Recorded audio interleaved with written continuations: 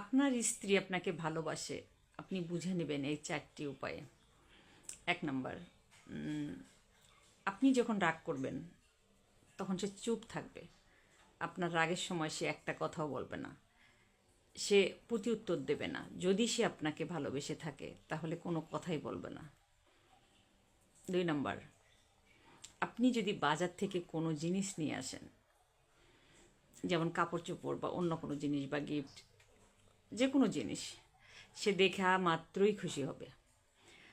আর যদি খুশি না হয় তাহলে আপনি বুঝে নেবেন। যদি বলে এটা নিয়ে আসছো কেন, ওইটা নিয়ে আসছো কেন, এটা আমার পছন্দ হয় নাই, যাও এটা চেঞ্জ করে নিয়ে আসো, সে খুশি হবে না। যে কোনো জিনিস আনলে তাকে যদি আপনি স্বর্গ নিয়ে এসে দেন তারপরও সে খুশি হবে না। আর যদি সে আপনাকে ভালোবাসে তাহলে আপনার একটু জিনিস দেখলেও সে খুশি হবে, আলহামদুলিল্লাহ বলবে। 3 নাম্বার, সে কোনো কাজ করার আগে আপনি যদি নাও থাকেন, দূরে থাকেন বা কাছে থাকেন, যেখানেই থাকেন, আপনার অনুমতি নেওয়ার চেষ্টা করবে, আপনাকে জানানোর চেষ্টা করবে, সব কাজে আপনাকে জানানোর চেষ্টা করবে। যদি না করে তাহলে তো বুঝতেই পারতেছেন।